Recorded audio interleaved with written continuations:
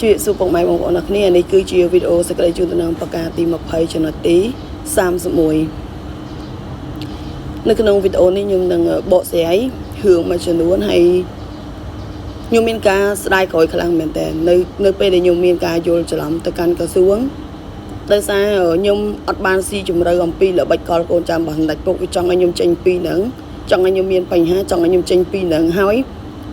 vì chỉ nè ở lên scenario tầng ở năng bên này thôi nhóm năng miền ca vô cho làm tất cả cả xuồng mình tha thật nó không có lại tự sạm bẹp nè rư miền hướng dạng mạch anh ấy cứ chỉ ở xung lên bao nhiêu bật bật cắt hụt hiệp bao nhiêu chiếu video bao nhiêu nên nhóm thọt tao vào luôn này nhóm miền chưa tận nào nó ca thọt video nắng tục bờ sân chỉ ngày nào mua nhóm miền bành hại kể cả lái videoนั้นน่ะคล้ายแต่จีบพอตังสำคัญดับใบกาเปียกระทรวงโดยสารแต่วิจิของเขาบรรยงครูนไอให้ยมอัดดังทาโกนจากหนักปกให้วิปชีเกเลนสนาโยเรทั่วยมมามีการโยฉลองตะกันกระทรวงบอดมีกระทรวงเตระยะเปประมาณทั้งไงดับตั้งปีไงตีดับปีละโหดไงตีมาไพ่แผลใบต่ำๆไงจัดกระคายนี่ยมนงบบัดยมนงบบัดโดยสารยมสมานอัดดอลลาร์หึงโกนจำไหนปกวีได้จะโอเคนั่นไงเอาเลี้ยงสนาโยเลี้ยงไอเวียแมนเชียหึงระบบกระทรวงเตให้อัตราจรักในกระทรวงคือกวาดไทยธโนคลังเหมือนเดิมฉลองกัดมาซอลมันยังไงนั่งยมดังเกอดนี่ยัยเฉินเกอดเล่ล้อเกอดระเบียบติดเดียมดามดื้อโดงไอคืออดเมียนเต็มคือยมครูนไอเนี่ยโยฉลองจรักนั่นคือจรักบอกโกนจำไหนปกตั้งปีศกแมว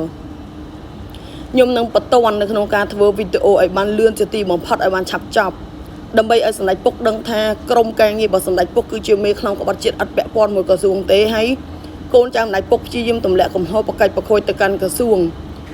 รวมจมวยน้ำเพียบเลยงี้หรือเงือบ่ยมแตงในยมดังจะมาให้ทางเมฆคลองกับบัดเจ็ดคือเจียวโกนจางบัดในดัดปก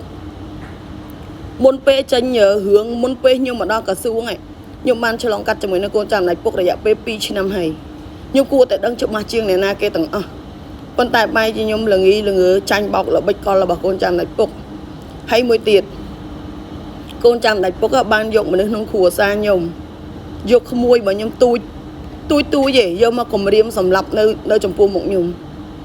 เฮายี่ยกมาดึกดัดสังสารยมนั้นยมมากรมเรียมสำหรับเอาไว้เด็กคนจำสำหรับปกชียิมเฟอคือยกมานึกในขนมขัวซายมยกขโมยยมตุยยมมากรมเรียมสำหรับยมมาดึกดัดสังสารยมให้มากรมเรียมสำหรับยมกระแทกอัดมีดเป็นนาเกยโยนลำปีไว้ในบ้านการล้างเลยยมเตะยมโตสู้ยมคำผังนะ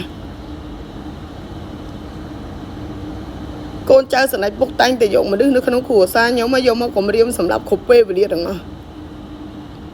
ยมนึงไปยับเฟอร์วิโตไอบ้านชอบไอบ้านเลื้อนเชียวเวียงโกนใจบัสนัยปกเรียบปอเนี่ยดอไตเฮาสมัยโฟโต้อัลบั้มโกนใจไหนปกก็พิมโจเตอ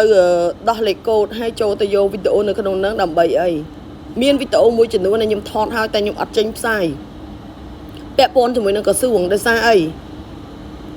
ผู้เวียงแมนเจการปัดเนื้อเปย์เดยมยกเอาไว้เดยมมาในใจเขาโยตะกิดพิจารณามือมดองเตี้ยเติบยมดังทางเอาไว้เดยมใจแต่ประมาณคือสติจการโยจะลำบากยมครูนเองกระทรวงอัดเมียนแปะปอนเตะให้รัววิดีโอเดยมทอดแปะปอนสมุยนั่นกระทรวงคือยมอัดมันพอเตะกันนะยมอัดมันพอมีในทางเวียงแมนเจการปัดตายยมมีอารมณ์ท่าโกนจำได้ปกชียมเฮกโจตะขนมอัลบั้มโฟโต้ดำใบโยกวิโตแต่งนั่งโยตตุกปลาปลาเปได้สำหรับยมหอยเจ้ายมหนึ่งทว่ากายบ้านจับจอบน้ำมุนเปได้คนจำในปกทว่าเหืองเรียบปอประกาศประคุยเนี่ยดอไตดังหามยมเนดอเปนั่งคือดังหามยมเนดอ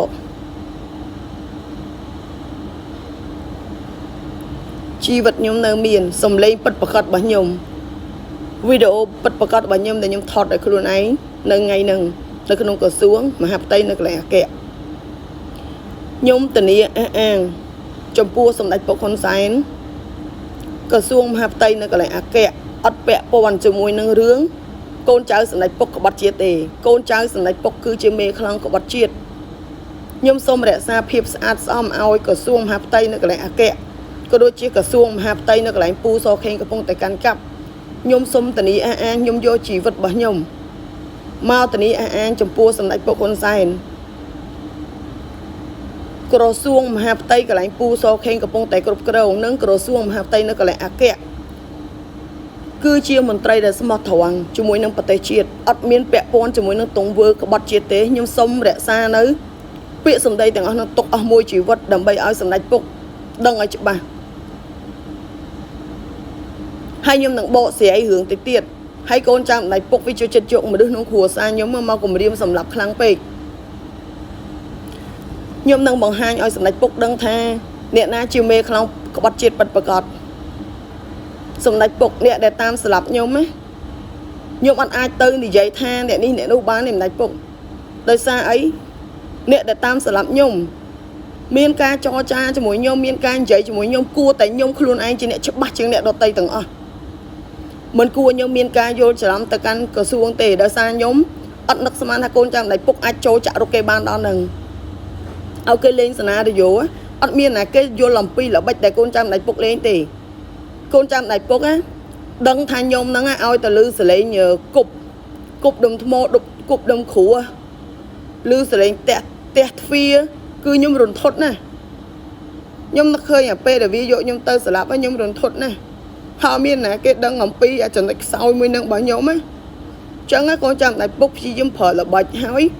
ឲ្យគេនិយាយនៅមុខខ្ញុំធ្វើខ្ញុំមកមានការយល់ច្រឡំរឿងជាច្រើនជាមួយនឹងក្រសួង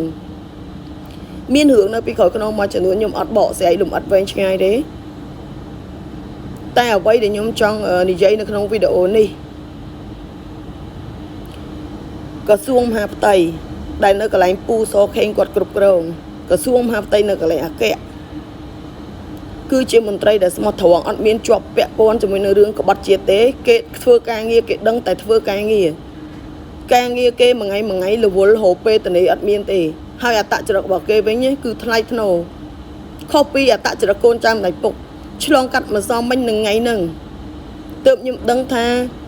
អ្នកដែលចាក់រុកគេឲ្យឌៀមតាមឌឺដងដូចអ្នកនៅស្រុកខ្ញុំអញ្ចឹងគឺកូនចៅរបស់សម្ដេចពុកចំណែកអ្វីដែលក្រសួងគេធ្វើគឺភាពថ្លៃថ្នូររបស់គេខ្ញុំមានកំហុសដោយខ្លួនឯងគេមិនស្វាគមន៍ខ្ញុំអានឹងគឺជារឿងរបស់គេប៉ុន្តែកំហុសនឹងគឺជារបស់ខ្ញុំគេខំឲ្យកន្លែងខ្ញុំជ្រោកកោនហើយតែបែរជាខ្ញុំនឹងមានការយល់ច្រឡំទៅកាន់ខាងក្រសួងទៅវិញតែខ្ញុំអត់ឲ្យអ្នកណាគេម្នាក់អយុត្តិធម៌ទេហើយខ្ញុំក៏អត់ឲ្យអ្នកណាគេម្នាក់ត្រូវបានកូនចៅរបស់សម្ដេចពុកលាពណ៌ប្រកាច់ប្រខូចដែរខ្ញុំសង្ឃឹមថាសម្ដេចពុកនឹងទទួលបានរាល់វីដេអូរបស់ខ្ញុំហើយកូនចៅម្ដាយពុកព្យាយាមប្រមូលយកវីដេអូចាស់ព្យាយាមប្រមូលយកវីដេអូដែលខ្ញុំថតហើយមិនប្រើប្រាស់ព្យាយាមប្រមូលយកវីដេអូដែលខ្ញុំថតហើយមិនប្រើការយកទៅរក្សាទុកដើម្បីអីកាត់តសម្លេងទុកប្រើប្រាស់នៅពេលក្រោយខ្ញុំប្រាប់ណារាល់ការចេញផ្សាយរបស់ខ្ញុំគឺជាការពិតគ្រប់ប្រការទាំងអស់ហើយវីដេអូមួយនេះខ្ញុំបញ្ជាក់អត់មានសម្ដីលើកទី2ក្រោយបន្ទាប់ពីអានឹងទៀតទេតកតងនឹងការធានាអះអាងឲ្យក្រសួងណាអានេះគឺជាសម្ដីចុងក្រោយគេបំផុតទោះខ្ញុំមានពេលវេលាធ្វើវីដេអូទៅយូរប៉ុណ្ណាក៏ដោយតែវីដេអូមួយនេះសម្ដីមួយនេះនៅក្នុងថ្ងៃហ្នឹងគឺជាសម្ដីចុងក្រោយបំផុតដែលខ្ញុំធានាអះអាងឲ្យក្រសួងមហាផ្ទៃទាំងកន្លែងពូសខេងកាន់កាប់និងកន្លែងនៅកន្លែងអគ្គគេអត់មានពាក់ព័ន្ធជាមួយនឹងរឿងអីទាំងអស់រឿងហ្នឹងគឺបកកឡើងពីកូនចៅសម្ដេចពុកគ្រប់រឿងតាំងពីដើមរហូតដល់ចប់អ្នកដែលរួមដៃជាមួយសៀមសហការមួយសៀមគឺកូនចៅរបស់សម្ដេចពុកហ៊ុនសែនអត់ពាក់ព័ន្ធជាមួយនឹងអ្នកនៅក្រសួងទេចំណែកមនុស្សមួយចំនួនដែលកូនចៅសម្ដេចពុកអាចប្រើបានអានឹងទុកម្ដុំយើងអត់និយាយគ្នាទេប៉ុន្តែខ្ញុំសូមធ្វើសេចក្តីប្រកាសដើម្បីរក្សាភាពស្អាតស្អំឲ្យទៅកាន់ក្រសួងខ្ញុំអត់ចង់ធ្វើជាមនុស្សដែលល្មើសគុណហើយខ្ញុំអត់ចង់ធ្វើជាមនុស្សម្នាក់ដែលនិយាយខុសពីការពិតអ្វីដែលខ្ញុំស្អប់កូនចៅម្ដាយពុកបំផុតគឺប្រកាយលាពណ៌ប្រកាច់ប្រខូចគេអញ្ចឹងក្នុងនាមខ្ញុំជាមនុស្សម្នាក់ដែលដឹងខុសត្រូវខ្ញុំអត់អាចឲ្យមនុស្សដែលគេអត់មានកំហុសទៅរងទុកជំនួសកូនចៅរបស់សម្ដេចពុកបានទេបើសម្ដេចពុកជឿជាក់លើខ្ញុំស្ដាប់នៅអ្វីដែលខ្ញុំបាននិយាយនៅក្នុងថ្ងៃនេះខ្ញុំហ៊ានធានាអះអាងហើយទៅទៀតខ្ញុំនឹងប្រាប់សម្ដេចពុកថាអ្នកណាក្បត់ជាតិមូលហេតុអីច្បាស់លាស់